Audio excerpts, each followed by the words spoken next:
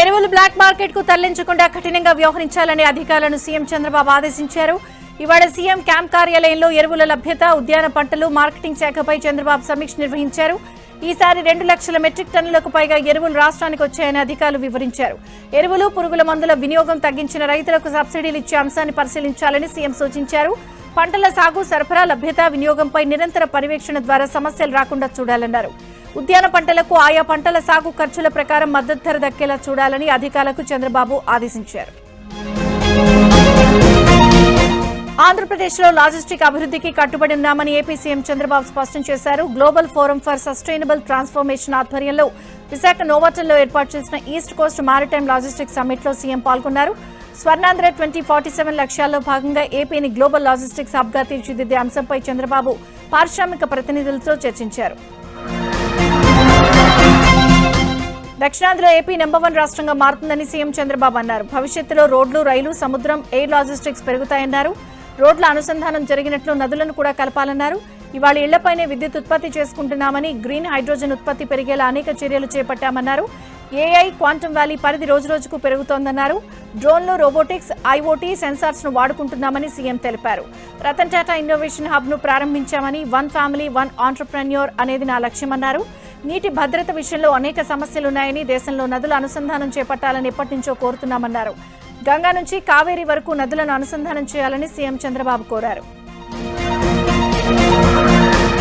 జనసేన అధినేత deputy CM Pawan Kalyan కు CM Chandrababu, మంత్రి నారా లోకేష్ పుట్టినరోజు శుభాకాంక్షలు తెలిపారు.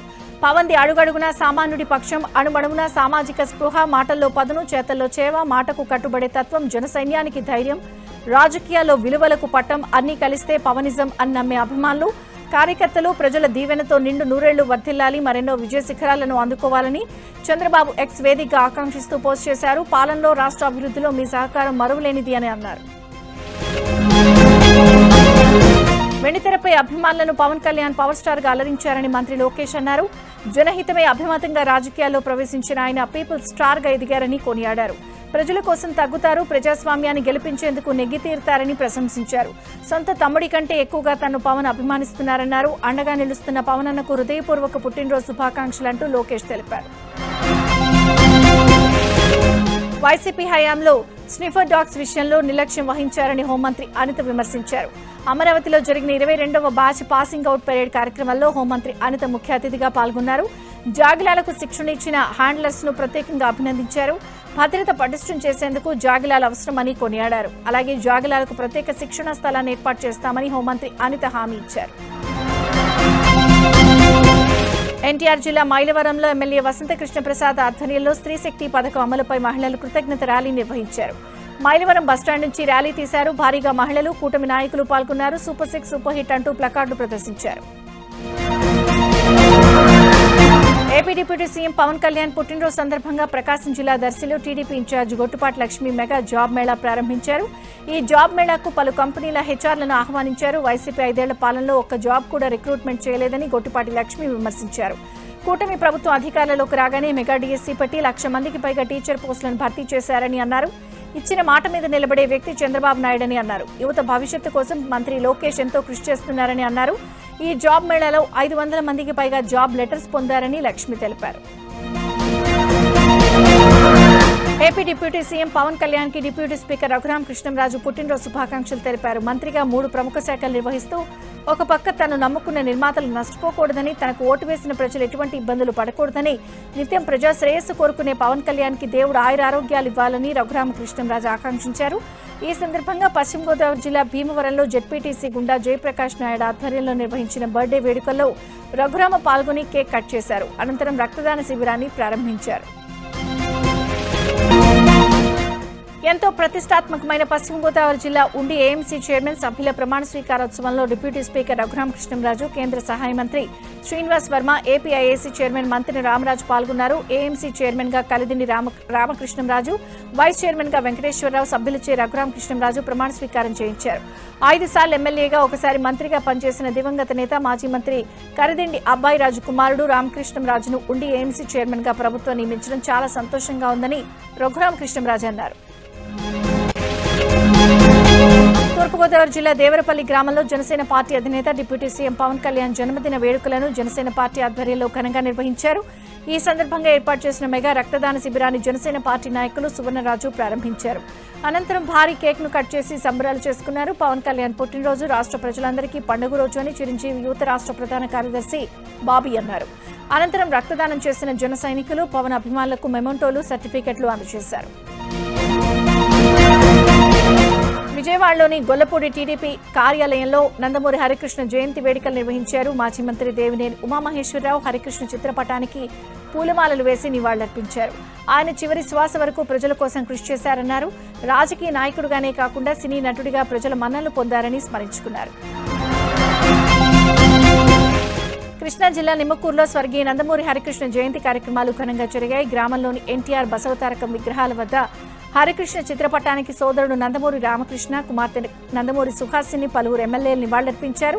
ఇక రథసారథిగా హరికృష్ణ ఎప్పుడు ఎన్టీఆర్ వెన్నంటే ఉండేవారని, 1,00,000 కిలోమీటర్లు చైతన్య రథం నడపడం అనేది నేటికి ఒక చరిత్ర అని రామకృష్ణ అన్నారు. వైద్య శిబిరాన్ని విజయవంతం చేసిన ప్రతి ఒక్కరికి ధన్యవాదాలు తెలిపారు. ఇవాళ వైఎస్ఆర్ 16వ వర్ధంతి సందర్భంగా ఇడుపులపాయలోని వైఎస్ఆర్ ఘాట్లో కుటుంబ సభ్యులు ప్రత్యేక ప్రార్థనలు నిర్వహించారు. వైఎస్ జగన్, షర్మిల వేర్వేరుగా వచ్చి నివాళులర్పించారు. మొదట జగన్, భారతి, వైఎస్ విజయమ్మ ప్రార్థనలు నిర్వహించారు. ఆ తర్వాత వైఎస్ షర్మిల కుటుంబంతో కలిసి వైఎస్ఆర్ సమాధి వద్ద నివాళులర్పించారు. ఏపీ ఫైర్ సేఫ్టీ మాజీ డీజీ సంజయ్ని ఏసీబీ అధికారులు 3 రోజులు కస్టడీకి తీసుకున్నారు. నిధుల దుర్వినియోగం కేసులో విజయవాడ జైలు నుంచి సంజయ్ను కస్టడీలోకి తీసుకున్న ఏసీబీ అధికారులు మొదట ఆసుపత్రికి తరలించారు. అక్కడ వైద్య పరీక్షల తర్వాత విజయవాడ ఏసీబీ కార్యాలయానికి తరలించి సంజయ్ను ప్రశ్నిస్తున్నారు. కడప జిల్లాలో పులివెందల్లో వైఎస్ జగన్మోహన్ రెడ్డి పర్యటించారు. వేంపల్లి నుంచి పులివెందలకు వెళ్తున్న జగన్ మార్గ మధ్యంలో ఉన్న ఉల్లి పంటలను పరిశీలించారు. అనంతరం ఉల్లి రైతులను కలిసి వారి కష్టాలను తెలుసుకున్నారు. రాష్ట్రంలో రైతులు తీవ్ర అవస్థలు పడుతున్నా కూటమి ప్రభుత్వం పట్టించుకోవడం లేదని జగన్ ఆగ్రహం వ్యక్తం చేశారు. ఏలూరు జిల్లా నూజివీడులో టీడీపీ, వైసీపీ ఫ్లెక్సీ వివాదం నెలకొంది. సీఎంగా చంద్రబాబు 30 ఏళ్ల పదవీ బాధ్యతలు, అభివృద్ధి పథకాలను అభినందిస్తూ నూజివీడు ప్రధాన కూడల్లో టీడీపీ కార్యకర్తలు భారీ ఫ్లెక్సీ ఏర్పాటు చేశారు. టీడీపీ బ్యానర్ను పక్కకు జరిపి వైసీపీ నాయకులు వైఎస్ఆర్ వర్ధంతి ఫ్లెక్సీని పెట్టారు. దాంతో తెలుగు తమ్ముళ్లు తీవ్ర ఆగ్రహం వ్యక్తం చేస్తున్నారు. ఎన్టీఆర్ జిల్లా మైలవరంలో మాజీ మంత్రి జోగి రమేష్, అతని అనుచరుల అత్యుత్సాహం ప్రదర్శించారు. వైఎస్ రాజశేఖర రెడ్డి వర్ధంతి సందర్భంగా హనిమిరెడ్డి కాంప్లెక్స్ వద్ద అన్నదానం ఏర్పాటు చేశారు. రోడ్డుకు అడ్డంగా 10 కార్లను నిలపడంతో భారీగా ట్రాఫిక్ నిలిచిపోయింది. గంట తర్వాత పోలీసులు ట్రాఫిక్ ను క్లియర్ చేశారు. మాజీ మంత్రి జోగి రమేష్ తీరుపై ప్రజలు ఆగ్రహం వ్యక్తం చేశారు. మరోవైపు ప్రకాశం బ్యారేజీ దగ్గర ట్రాఫిక్ కు తీవ్ర అంతరాయం ఏర్పడింది. గంటల తరబడి వాహనాలు నిలిచిపోవడంతో ప్రజలు అసహనం వ్యక్తం చేశారు. కాళేశ్వరం విషయంలో కవిత వ్యాఖ్యలపై ఎమ్మెల్యే దానం నాగేంద్ర స్పందించారు. హరీష్ రావు, సంతోష్ వెనుక సీఎం రేవంత్ రెడ్డి ఉన్నారు అనేది రాజకీయ ఆరోపణ మాత్రమేనన్నారు. కాళేశ్వరం విషయంలో లోతైన విచారణ జరగాలని, కాంట్రాక్టర్ల వ్యవహారంపై కూడా దృష్టి పెట్టాలని అన్నారు. ఇలాంటి కేసుల్లో రాజకీయ నాయకులను మాత్రమే బలిపశువులను చేయడం సరైంది కాదన్నారు. బీఆర్ఎస్ సంచలన నిర్ణయం తీసుకుంది. ఎమ్మెల్సీ కవితను పార్టీ నుంచి సస్పెండ్ చేస్తున్నట్లు ప్రకటించింది. పార్టీ వ్యతిరేక కార్యకలాపాలను తీవ్రంగా పరిగణిస్తూ ఈ నిర్ణయం తీసుకున్నట్లు తెలిపింది. దీనికి సంబంధించి బీఆర్ఎస్ ప్రధాన కార్యదర్శులు సోము భరత్ కుమార్, టి రవీందర్ రావు పేరుతో ఓ ప్రకటన విడుదల చేసింది. ఇటీవలి కాలంలో కవిత వ్యతిరేక స్వరం వినిపిస్తున్నారు. ఆమె తీరు పార్టీకి నష్టం కలిగించేలా ఉన్నాయని, అధిష్టానం ఈ విషయాన్ని తీవ్రంగా పరిగణిస్తోందని ఆ లేఖలో పేర్కొన్నారు. రంగారెడ్డి జిల్లా నందిగామ మండలం ఖన్నా శాంతివనంలో తెలంగాణ బ్యాడ్మింటన్ అసోసియేషన్ ఆధ్వర్యంలో సౌత్ జోన్ అంతర్రాష్ట్ర బ్యాడ్మింటన్ పోటీలను రాష్ట్ర బ్యాడ్మింటన్ అసోసియేషన్ ప్రెసిడెంట్ మంత్రి శ్రీధర్ బాబు ప్రారంభించారు. 5 రోజుల పాటు జరగనున్న ఈ పోటీల్లో వివిధ రాష్ట్రాలకు చెందిన క్రీడాకారులు పాల్గొన్నారు. ఇక స్పోర్ట్స్ కి అధిక ప్రాధాన్యత ఇవ్వాలి అనే ఉద్దేశంతో ప్రభుత్వం స్పోర్ట్స్ యూనివర్సిటీ ఏర్పాటు చేస్తోందని మంత్రి శ్రీధర్ బాబు తెలిపారు. గ్రామీణ స్థాయి నుంచి క్రీడాకారులను తీర్చిదిద్ది జాతీయ స్థాయిలో రాణించేలా శిక్షణ ఇస్తామని మంత్రి శ్రీధర్ బాబు తెలిపారు. ఏపీ ప్రభుత్వం శ్రీశైలం దేవస్థాన రక్షణ కోసం చర్యలు తీసుకోవాలని గోషామహల్ ఎమ్మెల్యే రాజాసింగ్ కోరారు. శ్రీశైలం పవిత్ర స్థలంలో ముస్లింలు తలపాగాలు ధరించి ఎందుకు తిరుగుతున్నారని రాజాసింగ్ ప్రశ్నించారు. శ్రీశైలం అపవిత్రం కాకుండా ఏపీ ప్రభుత్వం చర్యలు చేపట్టాలని రాజాసింగ్ సూచించారు. కాళేశ్వరంపై పీసీ ఘోష్ కమిషన్ 2 ఏళ్లు పనిచేసినా లొసుగులేమీ దొరక్కపోవడంతో ఇప్పుడు కాంగ్రెస్ ఈ కేసును ఎస్సీబీఐకి అప్పగించి బీఆర్ఎస్ కేసీఆర్పై కుట్ర పన్నుతోందని మాజీ మంత్రి లక్ష్మారెడ్డి ఆరోపించారు. కేసీఆర్పై ఈగ వాలిన రాష్ట్రం మొత్తం అతలాకుతలం అవుతుందని సంచలన వ్యాఖ్యలు చేశారు. కాళేశ్వరంపై కాంగ్రెస్ కుట్ర, ఎరువుల పంపిణీలో ప్రభుత్వ వైఫల్యాన్ని ఎండగడుతూ మహబూబ్నగర్ జిల్లా జడ్చర్ల మండల కేంద్రంలో బీఆర్ఎస్ మహాధర్నా నిర్వహించింది. ఈ ధర్నాలో మాజీ మంత్రి లక్ష్మారెడ్డి, బీఆర్ఎస్ శ్రేణులు పెద్ద ఎత్తున పాల్గొన్నారు. కాళేశ్వరాన్ని ముంచి బనకచెర్లకు నీళ్లు తరలించడానికే రేవంత్ చంద్రబాబు బీజేపీ కుట్ర పన్నుతోందని ఆరోపించారు. కర్నూలు జిల్లా ఎమ్మికనూరులో కోట్ల రూపాయలు విలువ చేసే మున్సిపల్ పార్క్ స్థలాన్ని వైసీపీ నేత కబ్జా చేసి సొమ్ము చేసుకున్నాడు. ఎస్ఎంటీ కాలనీలో మున్సిపల్ పార్క్ కోసం వదిలిన స్థలంపై కన్నేసిన వైసీపీ నేత దాన్ని కబ్జా చేసేందుకు 2019లోనే ప్రయత్నాలు మొదలుపెట్టాడు. మొదటగా పార్క్ స్థలానికి చెందిన పూర్వీకులు బినామీలతో కలిసి తన పేరుపై రిజిస్ట్రేషన్ చేయించుకున్నాడు. ఆ తర్వాత తన కూతురికి బదలాయించాడు. కోట్ల రూపాయలు విలువ చేసే స్థలం కేవలం 18 లక్షలకే విక్రయం వెనుక పలు అనుమానాలు వ్యక్తమవుతున్నాయి. ప్రస్తుతం ఈ కబ్జా వ్యవహారంపై మున్సిపల్ రిజిస్ట్రేషన్ అధికారులు వింత వాదనలు వినిపిస్తున్నారు. పశ్చిమ గోదావరి జిల్లా నర్సాపురాన్ని జిల్లా కేంద్రం చేయాలంటూ జాయింట్ యాక్షన్ కమిటీ ఆధ్వర్యంలో నర్సాపురం నుంచి భీమవరం వరకు భారీ కార్ ర్యాలీ నిర్వహించారు. జనసేన పార్టీ కార్యాలయం నుంచి ప్రభుత్వ విప్ బొమ్మడి నాయకర్, మాజీ MLA Bandaru Madhav Naidu, JAC convener Subbarao ఆధ్వర్యంలో జేఏసీ కమిటీ సభ్యులు 60 కార్లలో తరలివెళ్లి భీమవరంలో కేంద్ర మంత్రి శ్రీనివాస్ వర్మ, జిల్లా కలెక్టర్ నాగరాణిలకు వినతి పత్రం ఇచ్చారు. రంగారెడ్డి జిల్లా ఆమనగల్లో యూరియా కోసం రైతులు పాట్లు పడుతున్నారు. పంపిణీ కేంద్రం దగ్గర ఉదయం నుండి రైతులు బారులు తీరారు. యూరియా కోసం పడరాని పాట్లు పడుతున్నామని, పొలం పనులు, పాడి పశువులను పక్కన పెట్టి యూరియా కోసం పడిగాపులు కాస్తున్నామని తెలిపారు. అయినా తమకు సరిపడా యూరియా ఇవ్వడం లేదని ప్రభుత్వంపై ఆగ్రహం వ్యక్తం చేశారు.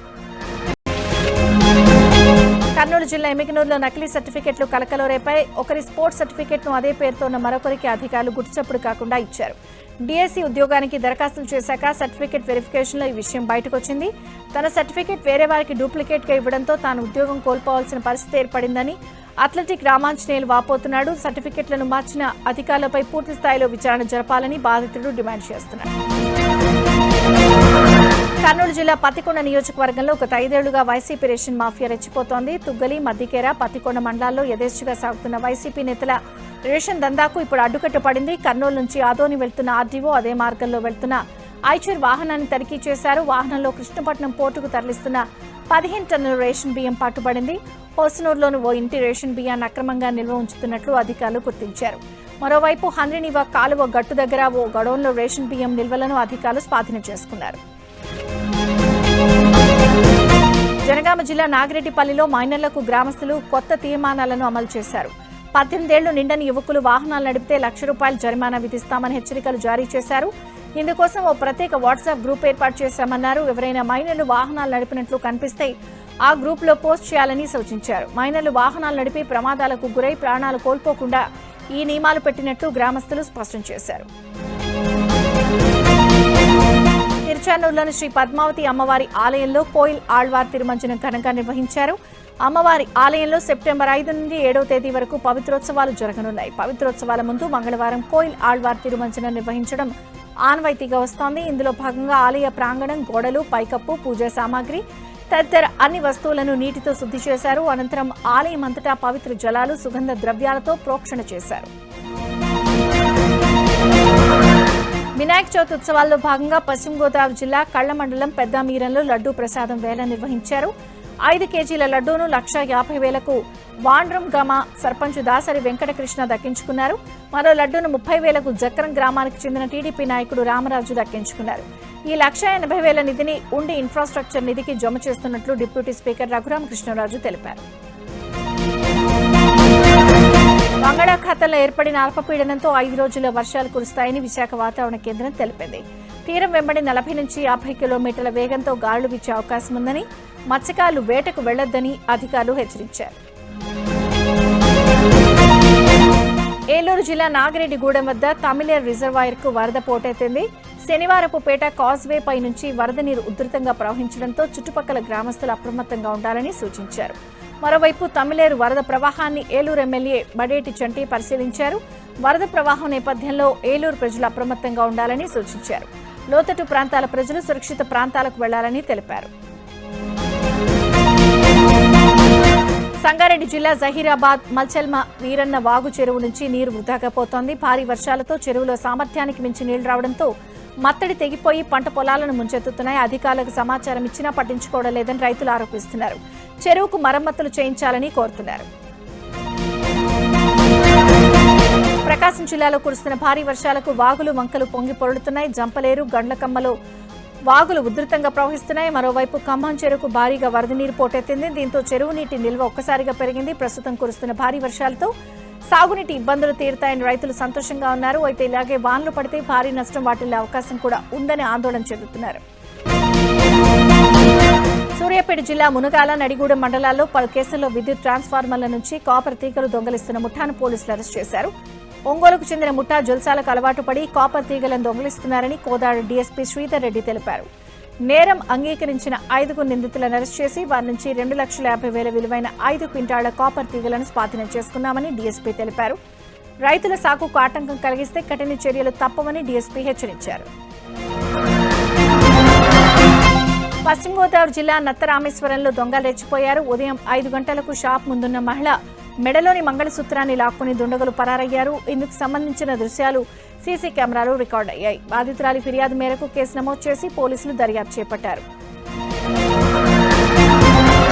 రంగారెడ్డి జిల్లా ఆదిబట్ట పోలీస్ స్టేషన్ పరిధిలో గంజాయి అమ్ముతున్న అక్క తమ్ముడిని పోలీసులు అరెస్ట్ చేశారు.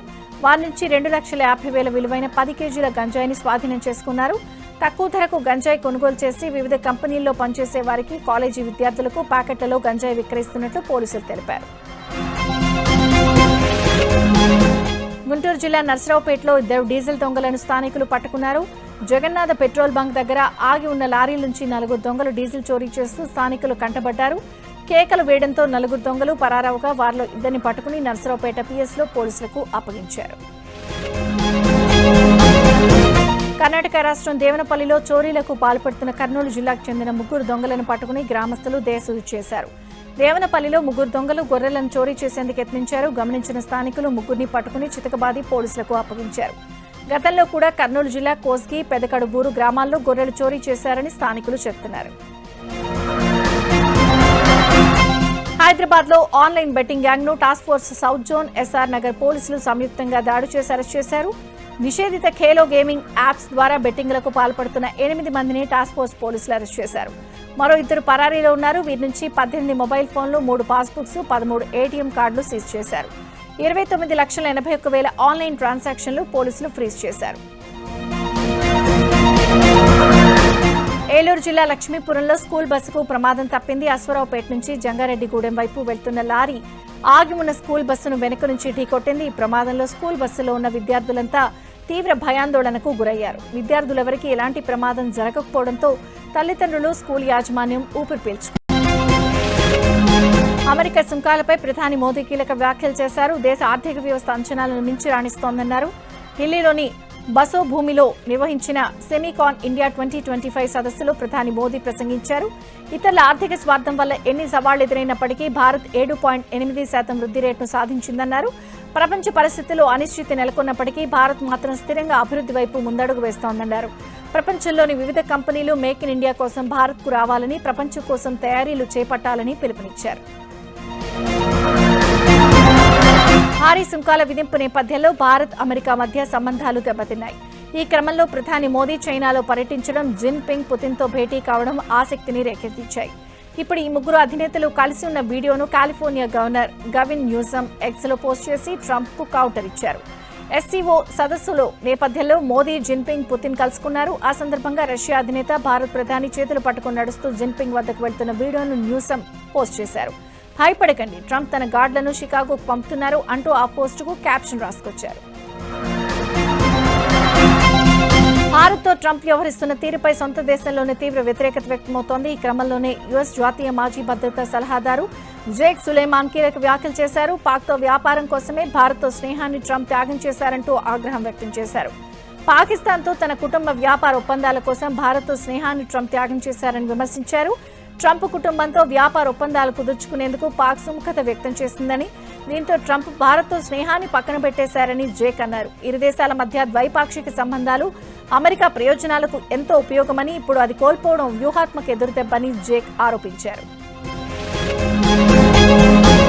కొద్ది రోజులుగా కురుస్తున్న వర్షాలకు దేశ రాజధాని ఢిల్లీ అతలకుతలమైంది. వర్షాలు, వరదల కారణంగా యమునా నది ఉప్పొంగి ప్రవహిస్తోంది. హర్యానాలోని మయూనా నగర్లోని హత్నీకుండ్ బ్యారేజీ వద్ద నీటి మట్టం క్రమక్రమంగా పెరుగుతుండటంతో అధికారులు గేట్లెత్తి నీటిని దిగువకు విడుదల చేస్తున్నారు. దీంతో ఢిల్లీలోని యమునా నది డేంజర్ మార్క్ దాటి ప్రవహిస్తోంది. ఇళ్లలోకి వరద నీరు చేరుతూ ఉండడంతో యమునా తీర ప్రాంతాల్లో నివాసం ఉంటున్న ప్రజలకు వరద హెచ్చరికను జారీ చేశారు.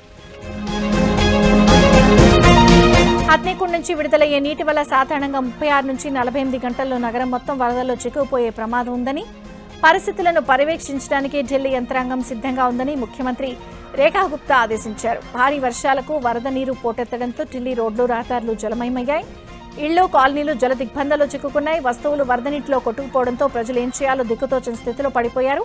పంట పొలాల్లోకి వరద నీరు చేరడంతో పంట మొత్తం వర్షార్పణమైంది.